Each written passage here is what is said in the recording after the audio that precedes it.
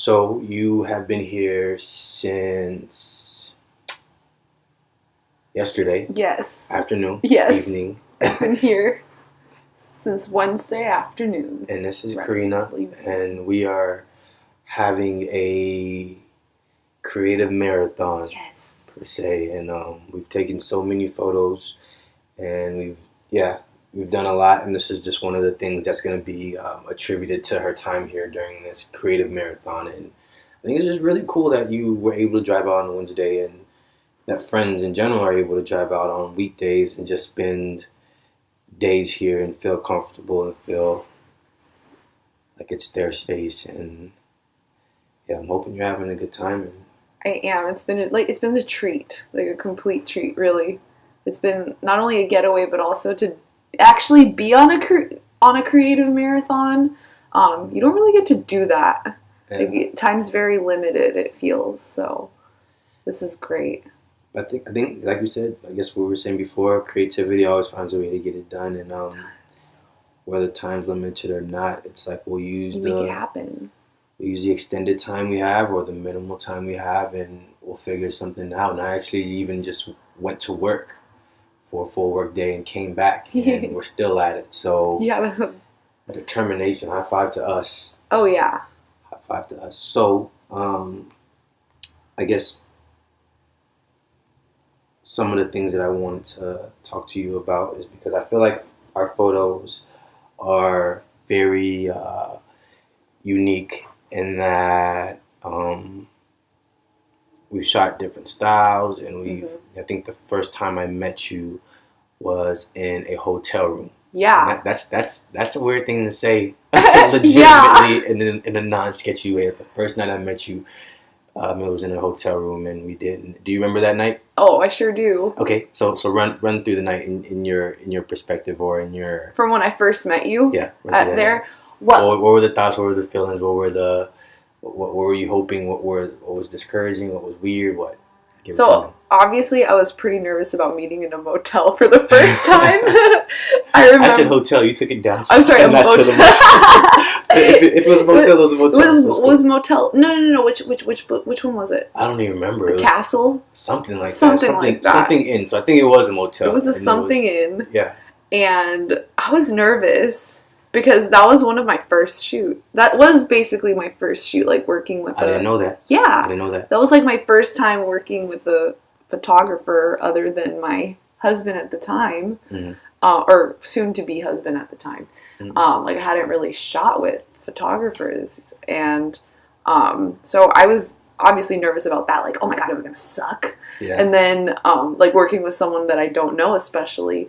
But then, of course, I was just nervous. Okay, we're in a motel. Like, what's going to happen? And then luckily you were I knew going into it, though, like, that was just kind of my cautiousness talking. But I knew going into it that you were a really good person because we had, for example, a mutual acquaintance. And she's a great girl. And the way you spoke to me, it was super respectful, and, like, I could tell that you had boundaries and that you were very serious and about photography and creative. So I had good vibes, aside from the fears. And then what was really, really cool is that we didn't just like bounce straight into. It wasn't like put your outfit on and let's start shooting. Yeah. It was like, hey, we're gonna each have a bottle of wine. I always bring the wine. Or each could have a bottle of. It does. We each could have a bottle of wine. And we started talking, and I think we talked for like an hour or at least 45 minutes before we were like, all right, let's delve into the outfits. Yeah. And then it was just really, really fun. We had good music. We were tipsy, and you got out the Twizzler. I remember that. And I love Twizzlers, the pull and pill especially. Oh my god. Yeah, the Twizzler was a great touch. Fun prop. The sunglasses, and then I loved that you brought out, and you kind of, I feel like I've always loved, instant film photography, but I feel like for my first shoot, for you to bring that out was like, such a treat, and it made me realize how much I enjoy modeling in front of an instant film camera. Yeah. And because I love what it produces. And so, like, you kind of instilled that love in me from here on out through my short modeling journey. Legit instilling love in anything. I think that's an honor and a privilege. I mean, I think you did a very good job recalling and like communicating that evening, and it's just all of the sentiments were the same. In that, I'm like, is she cool? Is she gonna be weird and awkward about things? And is she gonna be hard to work with? And I think that a lot of times the people that I meet up with and take photos with and make things with think that. I think it's just like public speaking. I tell people the same thing about public speaking. I say the same thing about anything, is that like you're never not afraid, or you're never not nervous, or you're never not anxious or uncomfortable. It's just you learn how to produce and work and make through those feelings and through those thoughts and emotions. And I think all of the same things that you were thinking in relation to me were things that I'm thinking in relation to you and everyone else I work with. Like, oh man, like, am I even going to make something that they're okay with me using? Is it even going to be that good? Yes. You know? Yeah, from my perspective, that's a thing too. Yeah. So, and we'll get back to us meeting, and we'll get back to how that process of us connecting before we connected in person went. But on the topic of, am I even going to make something good or decent or worth their time? For me, it's a photo, but for you, it's your person. You being the person on the other side, or the individual in front of the lens that I'm. For you, it's the person. And just run me through like when and how, if you remember. Well, when did you realize that you were as comfortable with your body as you are? When did you realize that you were okay with having your photo taken and having it posted, and you know, the boudoir photos and the risque photos? Like, walk me through that, or maybe you're still progressing through those ideas and thoughts right now, but just give me a briefing. So that's a super interesting question, and it's so timely because I'm definitely the last thing you just said. I'm still working through it and progressing. And actually, when I was looking through the pictures that we just took, which I don't know if I can talk about, but I was looking and I'm like, wow, I am so okay with this. Like, I'm so accepting and like happy with, well, not necessarily happy, but I'm so accepting of my body right now. And like with allowing myself to get my picture taken, it's been a process that started with I had an acquaintance from college that I went to school with contact me, and she's an amazing photographer, and she has a photography studio, and she wanted to add a boudoir component to the mix, and I had always wanted to do that. I'm huge on pinup fashion, and like, I called myself a vintage sleaze enthusiast. Like, I love all the sleazy pictures from 60s, 70s, like vintage porn. I love it. So a lot more people love sleazy photos than they're willing to admit, but keep going. Yeah. But keep going. I was in that photography style, like all that grain and almost like the cheesiness and campiness of vintage sleazy pics. I love it. I love the energy. So even though this was going to be a very, very classy boudoir shoot, I was interested. And I felt surprisingly comfortable. I felt really good, like using my body. I'm a dancer, so that felt really natural. But of course, you're still wearing lingerie and stockings, and I feel like for a little bit, that's kind of what I was hiding behind. Not necessarily hiding, but it's like that's what made me feel confident. Like, I'm cool with shooting with photographers and having my pictures posted in this like super beautiful getup that's very detailed. But I always said no to any topless shoots, and I think even the last time you and I shot together, I remember explicitly asking, like, I don't want my nipples in any of them. Yeah. And it's because, like, in my family, and it's always very shameful. Yeah. There's a lot of shame in women's bodies, and that's just kind of the rhetoric I grew up with, that I should hide and girls should leave things to the imagination of men. Actually, after you posted that picture of me, my mom saw it, and it was actually great. I'm so freaking glad she saw it. I'm sorry, Mom. I'm sorry. If you're listening to this, I'm sorry. It was liberating, though. You know, she calls me, and she actually, like, I receive a phone call, right? And I pick it up. She speaks screaming at me in Spanish, like, Karina, ¿qué es eso? Que eres una prostituta. Like, she's like, are you a prostitute now? I'm like, no. Like, that picture is awesome. Like, I look self-possessed. I look comfortable with myself. And I feel like that, believe it or not, like, that picture is what kind of, like, was like, I can make my decision with my body and be proud of it. And I don't know, like, little by little, I see myself allowing myself and enjoying taking pictures that, I don't know, just show self-possession, as I would put it. That term, that phrase, self-possession. And, I mean, because you're saying that was the rhetoric. That was rhetoric, that was the idea, and those were the perspectives instilled in you prior to this season of your life, or prior to you taking these photos. Mm-hmm. So, like, of course your mom, sorry Mom, of course your mom called you after the photo was posted and all that. But following your delving into being a model and being shot in lingerie and more risque, like, has there been any backlash from areas outside of your family? Like, has there been anything on social media or from friends? Has there been, like, weird energy, or, like, kind of just, like, judgmental, like, sort of, you know, type of things coming from different directions, or any direction, since you started experimenting with this as a craft? Surprisingly, no, not from my family.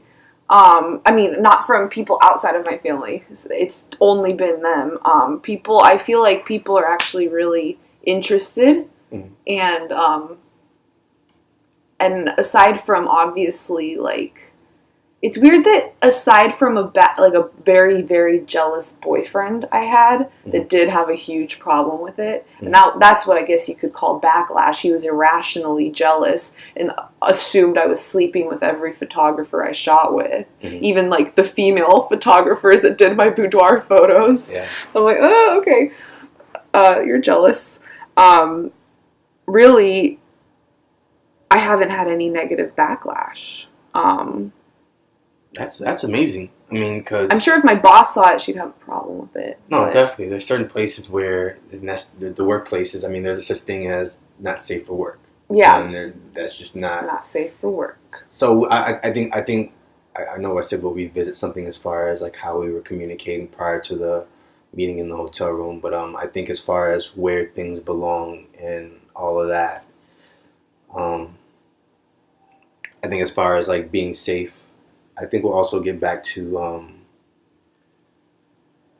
talking about the boundaries that we have to have regarding, you know, certain types or certain styles of work or certain things that we make. So we can get back to that in a second as well. But I don't know. I don't know. I don't feel like I've gotten any backlash or weird energy now that I'm starting to take more photos using models in more untraditional or more risque sort of ways, or more suggesting sort of ways or sort of photos. I think people have been crazy supportive, and they've loved it, and they've, like, you know, reached out to me and, like, yo, like, I didn't know that this is a good photo. I know that you could do this. Like, this is really good. I do feel like at times, because and this just goes back to certain things that I've communicated and I've talked about with others in other episodes or other recordings, in that I think there's always this expectation of me to be a role model. Okay. And that people would prefer that I do things that they don't even want to follow or fucking do themselves. For one thing, which is crazy. You know, I want to live my life, but, you know, whatever. Anyway, I think that people don't see a lot of the things that I say and do and post and make as role model material, role model behavior.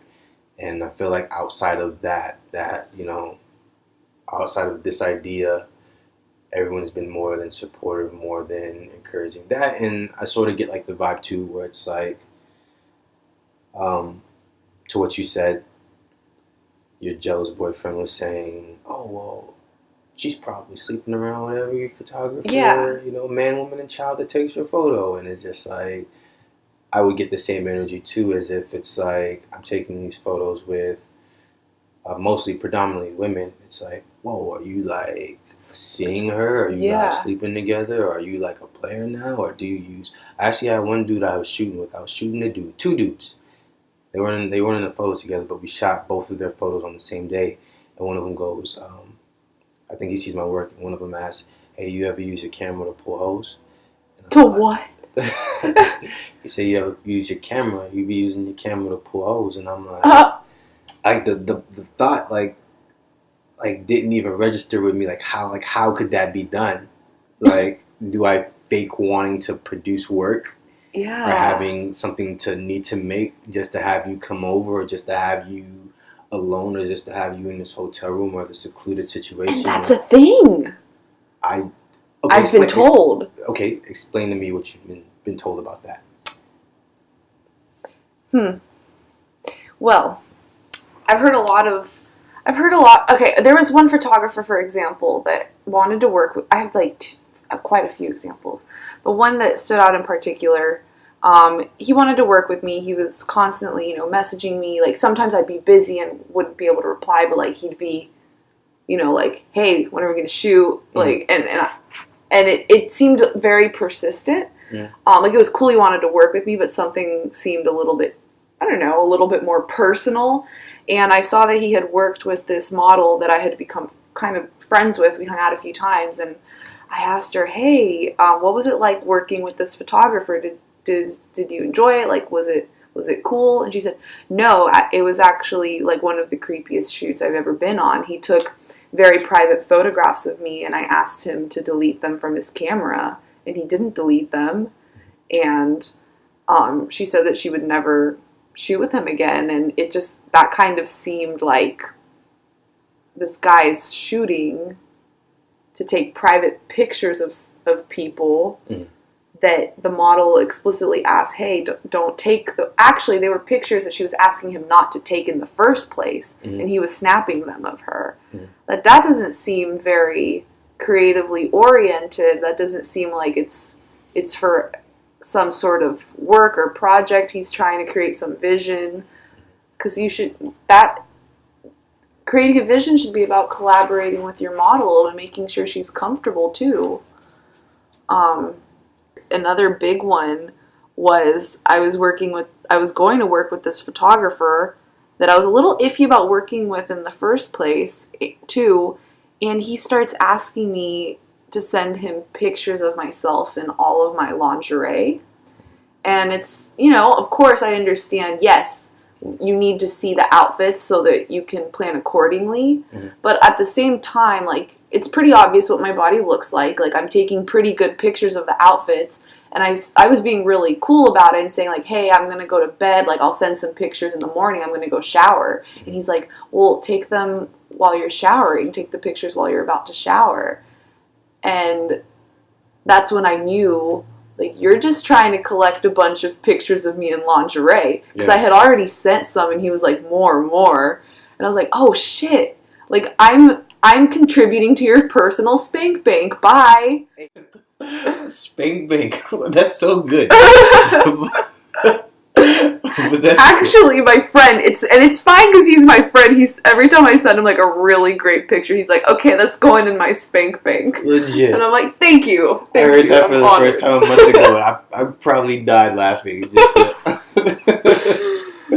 Oh man. You know what's funny though? You know, you were talking about how people think that you like are sleeping with your models, or they ask you. Yeah, There's anything going on, and it's just weird. Yeah, not.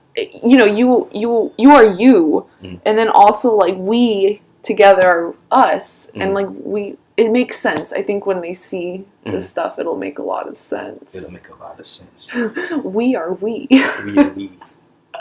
And that just goes back to the first thing that I wanted to get back to, in that the night we met, and it was at a motel, and there was wine, and there was, it was just a good time. There was music, and there were photos, and all of these things. Prior to that, prior to you being dropped off, and you meeting up with me and spending what was like 4 or 5 hours with me. So alone, cool. Like, what was the dialogue like? What was the communication like via Instagram or wherever I think it was Instagram, like DMs. What was that conversation or dialogue like? Like, what was that? What was the feeling there? So you know what's cool? That made you understand, like, what told you that he's not just trying to collect for his spank bank? Yeah. So interesting. This was at the time that I was really like trying so hard to start doing shit I wanted to do. Like I was like, I want to model, I want to write plays, I want to get into film potentially. And I remember she posted some work she did with you, and I was like, ooh, and I went to your profile, and I remember I added you, and I wasn't at a point where I felt comfortable being like, hey, we should shoot together. So I always like kind of hoped that at some point you'd message me, which you did. I was like, yay! High five. I got his attention. Following through. Playing my part. Yes. I summoned you into my DMs, and that was cool. And what was really cool too is like, I feel that you were very open about my comfort level and about boundaries in the first place. Like, it seemed, like I asked if, I think you mentioned that, when I got there, I know this is there already, like I didn't tell you that I was getting dropped off, but I casually mentioned, like when we first met up, that, oh yeah, my husband dropped me off, he's in the car, and he was like, oh, do you want him to come inside? And I was like, no, but it was cool that you even asked. Yeah. That you were okay with that. Yeah. But I do remember you saying that you prefer, because I was asking lots of questions about outfits, like what you were looking for in terms of outfits, and you told me that you want the model to be comfortable, that whatever they're comfortable in, that's what they're going to shoot best in, and that stood out to me. Because you didn't tell me, like, please bring, a mesh bra in which I can see your nipples. Yeah. It wasn't like that. Spank bang. Yeah, there was nothing. It was, and also your tone, your demeanor. It was very genuine, very caring. It didn't seem. Nothing about your energy was creepy. I think we're intuitive creatures, and my intuition was not telling me anything negative. Yeah. Like it did for that person asking for all of my lingerie photos. First, I have I guess an idea on what you were saying as far as the way people are reached out to or communicated. And there's two parts to that. In that, I hope people understand, and I want people to understand that there's no criteria for who I reach out to or what I'm looking for when I reach out to someone. Yeah. Beyond the idea of confidence, comfort, and creativity. In that, like, I'm not going to let anyone bring any bad energy or bad vibes into my space or into what I'm trying to do. And I think that my whole, like, creative process with it being friends are people that I can see myself being friends with. Yeah. Like, it's not just like a boom, boom, send you some stuff, send you a link. We both decide on what we post. See you never. Like, these are all people who I feel like they have a good vibe or good energy, and that we could actually be friends after this. And the icing on the cake is that you look like you're comfortable in front of the camera. Now, with that, I think I've gotten like once or twice that it's like, oh, well, you only look for certain types of women to take photos of. And there's of a certain like number scale. I don't know what people's number scale are as far as what's acceptable or what's pretty or what's not. But oh, you choose pretty chicks or pretty women to take photos, and you would never want to take a photo of someone like me or someone like that looks like this. And I'm like, that's so not true. And I my friends have never said it to me because they know I will call them on their bullshit so fast that I've like all my friends, I've like whether casually or seriously, I've sat across them at a table or with a group of friends or in private. And I said, hey, let me take your picture. Yeah. Or let's meet up and let's do this idea, let's do this concept. And maybe they're not comfortable with it. Maybe they think I'm joking. Maybe they don't see themselves actually working through that idea or making that a creative thing that they could actually be a part of. But I've asked, and beyond me finding people that I know I could have or create a relationship with and have a creative space with and who are comfortable in front of the camera, I ultimately want what people see on Chubby Beige is like what they deem as beautiful and all attractive, all some type of certain way. And what I would like to, I think this is the first time I'm saying it to an audience of people, whoever's listening to this. I've said it definitely in private to people about my future plans, is that I want to start shooting plus size models. I want to start shooting men, right? But what guy am I going to say like, hey, I need you to model for me. I got this idea, and you're going to wear this shirt, and you're going to do this, and you're going to, what guy am I going to have come over and say, hey, let's have a creative marathon? What are you doing Saturday? You know what I'm saying? And that's kind of hard because of what society has going with, or is working through presently with hypermasculinity. Is kind of just a hard thing to find. And because of, women being told or seeing online what is beautiful, what isn't, it's kind of hard to find the other things as well. In that, like, not only do we have relationships, but like, are you comfortable in front of the camera? Can we work things out? Can we just make things on the whim, on the fly? And there are women who've conditioned themselves and who are comfortable with doing that, and that's typically who I work with. Of course. And so it's like I just don't like the idea that photographers, that models, whatever that means, that photographers are looking for certain women to be a model, and that a model can only be a certain type of looking women or waistline or bust or build or whatever it is, or only could be a woman. And I'm like, yeah, I'm totally ready to just blow that whole thing up. And I'm totally ready to take it there with Chubby Beige. Like, half of Chubby Beige are photos that I've taken within the first few months of me having a camera. They were just decent enough for me to pull back from the past. But as I move forward with this thing, I'm ready to blow this shit up. I'm ready to pull it apart and just start finding people who are comfortable, confident, and creative. Comfortable, confident, and creative. To just do the damn thing. Freaking love that. And we're gonna do it for and just I'm ready for it. And I think that, like I said, this is my first time just saying this out in the open for everybody here. But it's been a plan, and it's been an idea of mine, and that's what I want to satisfy through Chubby Beige. Yeah. Well, regarding self-possession, I feel that what I mean by that, and I felt it a lot in that picture, the one that you took of me with my hands in my hair, and that was my first picture topless. Like, that was done with you. And I feel like what that represents, and then what I'm trying to find in my daily life, which is impossible to feel it all the time. I can't always feel self-possessed. But what I mean by self-possession is feeling so okay with yourself and accepting. And it doesn't mean loving. You don't have to love every part of yourself. It doesn't mean you have to like every part of yourself. But it just means kind of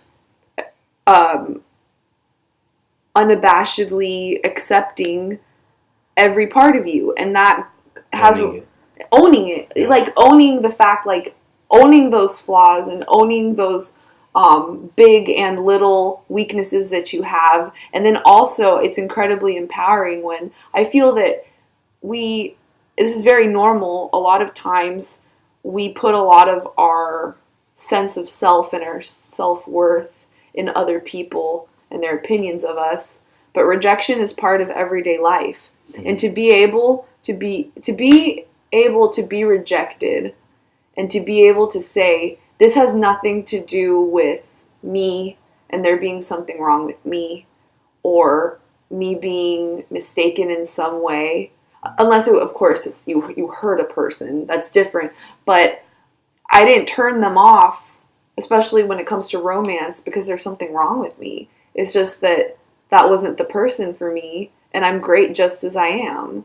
Mm. And, like, to be able to say that and feel that and to possess yourself that way and take ownership of every part of you, the good and the bad, it's really empowering, and it just changes how you interact with people and relationships. But the trick is being able to apply it in a lot of different areas and not just one. Yeah, and I would even say, like, it's you extending just how I guess earlier we were extending the way that you communicate with other creatives and the way that you're communicating or building connections with the people you're working with, and now that extends to relationships and life in general, and like just respecting boundaries and how that extends to personal lives and the ways we operate and treat others around us. I think that just all ties into what you just communicated and said, and that like it's not just about being confident or being sexy or being unafraid and being yourself or being intelligent or being informed or being woke or whatever the fuck. It's not just about those things and being those things online or on social media. It's about having those things translate to who you are and how you walk through the world. Exactly. Another thing that, and going back to what you were saying in terms of our communication prior to the motel and then our communication at the motel. A lot of people don't know that. A lot of the women I shoot, and then for the, you guys have a thing where you've taken a photo a lot. You guys like seeing each other, or you guys, sleeping around, whatever. It's just like, a lot of people don't know that like half of the women that I meet up to shoot with have a boyfriend, fiance, or husband. Yeah. They have a significant other. Look in the photos. There are wedding rings in the photos. There are engagement rings in the photos, in these photos that I'm taking. And I've always made it okay for the gentleman to be around. I even had one instance to where I took the photos and we took them at her place, and it was just her and I, and they were very like boudoirish, burlesque type photos. And after we were done, I sent them to her, and her husband gave me feedback on which ones he liked and he didn't like. Mm-hmm. And I'm always open to inviting that presence and that I'm always open to inviting that into the space that we're making and the things that we're doing, because I know I'm there, and it's not to be or replace your husband, fiance, boyfriend. I don't want to be any of those things. Mm-hmm. Let's just make shit. Yeah. Let's just do that. And so I always say the same things when I meet, and maybe this will sound familiar to you as I'm saying it, but I always say the same things when I meet Sit, and because it's always typically a routine, especially when it's the first time with a person, and it's like, all right, I'm going to buy wine, we're going to sit, we're going to talk. Yeah. And just feel each other out and get to know each other a bit before we start doing that, because it'll make it 10 times fucking easier when we find our groove and we make a connection. And so I always say the same thing, in that what we're making today or what we're doing today and the photos we're taking today, I don't have any intentions. Mm-hmm. I don't have any intentions as to what it's supposed to look like, what I need it to look like, and what I'm going to do with them when we're done. And with that being said, every photo that we take before I use it in any form or fashion, Yes, you you're told me going that. you're going to sign off and give me your consent and your approval on it. Exactly. And even if I used photo 169, what a weird number to fucking choose. 169. Even if I use photo 156, 156 on Tuesday in November, and you okayed it and you agreed to it and it goes up. Before I use photo 156 again on Thursday in March, you still have to approve photo 156. See, that's again, huge. Each time. Yeah. And not everyone does that.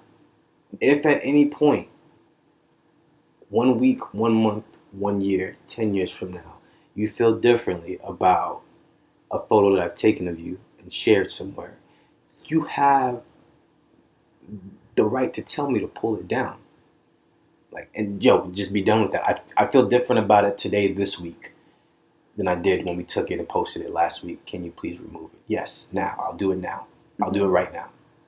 And I always communicate that. I always lead with that. I always leave that option and those alternatives open to the people and the women that I'm shooting with. And I say, like, yo, this is your body. This is your temple. This is your likeness. This is your person. And I'm never going to. And I think that just goes back into how I operate within relationships and friends, and that, like, there's complete respect and there's complete dignity, and there's no, I don't do the gossip thing or the whole, use someone's name in a weird way and shake your hand and hug you when I see it. It's just, I think it all goes back to that as well, but it's just, yes, you have complete control over what happens or what doesn't happen with this photo or with these photos. And I think that going into that and then being assured of that and knowing that, it makes things 10 times easier to just be fucking free and, like, make things. Yeah.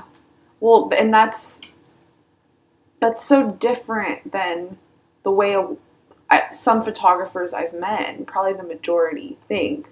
A lot of them, I feel like, they get your consent for whatever the outfit, kind of the angle or whatever is when they're about to take the picture. Mm-hmm. But it's like once it's on their camera, mm-hmm. it's theirs. Like, that's kind of the attitude I think a lot of them take. That it's like, oh, well, you let me take this picture, mm-hmm. so it's mine. And then your photo, they don't ask you if it's okay. Can I use this? Like, mm-hmm. and that's happened with some pictures that I've been had taken, mm-hmm. and some photographers really feel that if it's on their camera that they have the right to post it or share it, mm-hmm. and that's that. And I think that does impact a person's comfort level. Mm-hmm. So, I mean, and you could testify this or say whatever is untrue, but before we started recording just now, I told you, like I tell people, when we're done recording this, you gotta hear it before I share it or put it anywhere. Yeah. Like, you gotta hear it and say, Brian, take that part out, or I don't like that I said that, or this is not consistent with what I was actually trying to articulate. Mm-hmm. And I leave people that, and I think that just goes into a whole other conversation that we can't get into today, but you have to be responsible with people's person. Yes, with their likeness, with their voices, with their bodies. You have to be responsible, and you have to let them choose, especially in this big fucking social media, internet, mm-hmm. wild west of a world. You have to allow people as often as possible to be able to choose how they're represented and portrayed and communicated to the world. Yeah. And I think that a lot of people, just maybe don't care to, it's well, it's my photos first. It's my content first. Yeah. And it's my face. at your expense. My body. I'm okay with that at your expense, because it's I think this is a damn good photo. Even though you hate the way I took this or the angle, it's my photo first and I'm using it. And I think that's really unfair. Mm-hmm. And yeah. But on that note, I also love to put, when I receive a photo, mm-hmm. especially if it's something totally I'm like, hell no, I will say it. I think that happened in the very first shoot we did. There was one of my butt that I was like, no, because I hated it. Uh-huh. Maybe now I would feel differently because I think I've grown to accept more and more angles of my body that I didn't. And that's, I think, what's such a gift of modeling and actually the art of doing more risque photos. Like, you really learn. And as someone who, has had an eating disorder in the past, to be able to look at my body and appreciate all this different beauty, like other people's beauty. You mentioned you wanted to take pictures of men and plus size models that aren't traditionally in the media and what you consider like a mainstream model, but like to see yourself from so many different angles, it's really empowering. Actually, there was another thing. I had another thought based on what you said earlier about how when you're gonna do a photo shoot, you get the wine, you have a conversation with people, and you like really get to know who you're shooting, which is amazing. Because I've come to realize just in this short time modeling that the shoots that I enjoy are the ones in which I feel like the photographer is interested in me, is interested in me as a human and a creative like partner, and that I feel that they're really trying to create something with me. And I've had that with a few photographers, and we've gotten, I feel, really great work. But then the photographers where it's kind of just like quick point and shoot, I'm not going to get to know you, we're not going to have any sort of connection. The quality of the pictures isn't the same. It's like we can't bring out that life and that spark in each other. Yeah. I think that speaking from the perspective of a creative or someone who makes things, it's 10 times easier for I feel like I understand where those type of artists or shooters are coming from, in that it's way easier for me to tell you where to stand, what to do, what to wear, and make my photo the same way I've made it 50 times with 50 other people than it is for me to sit down and like have to understand and to try again and to look at a photo and say, this doesn't look like what I saw or what we talked about, or we can do better. That is an exhausting fucking process. To send someone something and to be like, yo, this took me an hour to make, and this one photo, this one edit, like it took me an hour before I scrapped 3 other edits, and this is the one, and to send it to them and to have them say, I don't like my hair in this one, or I don't like my skin, or I don't like the angle, or I look kind of this from this side. It's exhausting. Yeah, I bet. But it's part of the process. It's so necessary, and I think that I can understand where the shooter or the photographer that says, stand there. Before I even take it, I know how I'm editing this photo. Yeah. I'm going to edit it the same way I've edited it 10,000 times, the same presets and the same filters. I know how I'm going to edit it. Stand there, wear this, look this way, do this pose, boom, boom, boom, see you later. It's so much easier of a process. Yeah. But to take the long way, to take the long route and just say, hey, what's on your mind? What's cool? What are you comfortable with? What are you not comfortable with? Where are we going with this? Can we try this? Do you want to try that?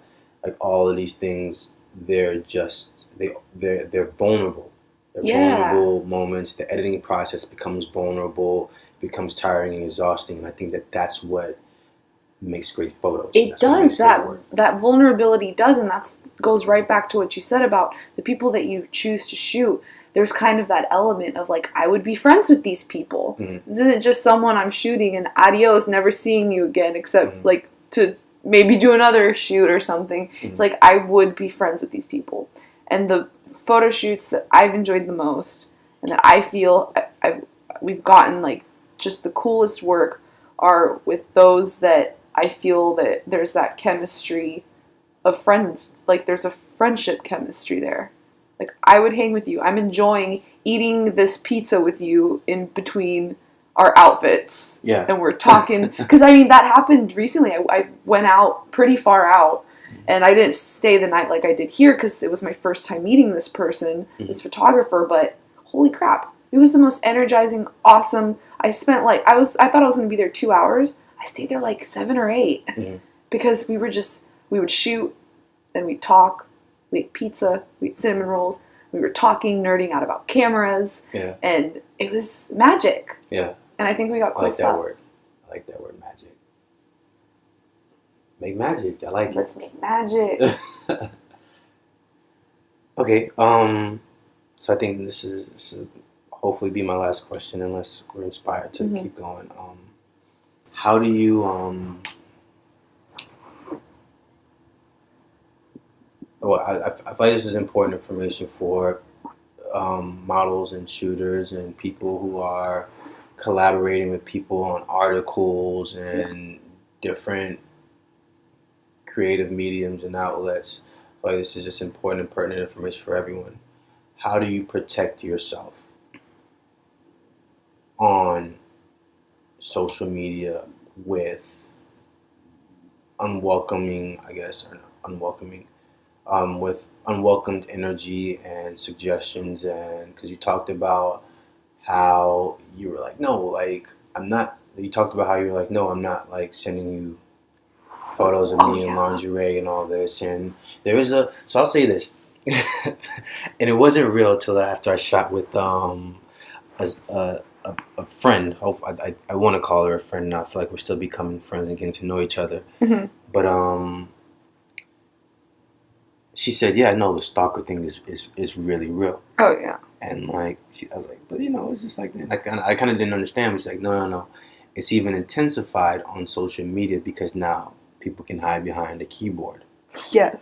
And not get embarrassed or punched in the face or called out and shit like that. And so there have been times to where someone I've shot with has posted a photo that I've taken of them and tagged me.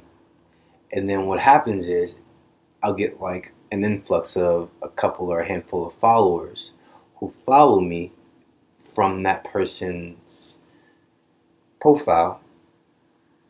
And they'll scroll through my shit and they'll only like photos of Karina or of this other person or other person that posted the photo. Yeah. And at first it would weird me out. And I'm like, okay, is this her friend? Yeah. You know what I'm saying? Is this her buddy, or is this just like some weird creepy dude that is so into her that he's gonna find any and every photo out there to add to the spank bank possible? And so it was hard for me but how do you protect yourself from these creatives, quote unquote, with intentions, or from these creepy stalker slide in your inbox type vibes or energy that might come from being someone who's comfortable in front of the camera and someone who models?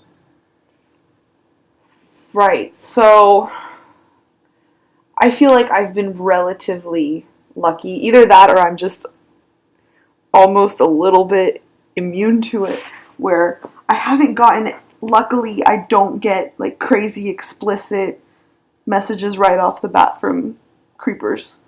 Like, I've been so lucky. I'm just waiting. I'm waiting for the day that I get to experience the horror stories I hear of, like, people sending in a DM dick pics. That's happened like twice. It's not a thing. But as far as creatives approaching, I really think that the safest bet to really protect yourself, and I've had models ask me this, like, I'll DM a model like that I've seen on, because hopefully the photographer at least has some sort of a portfolio and has tagged some of the models he's worked with.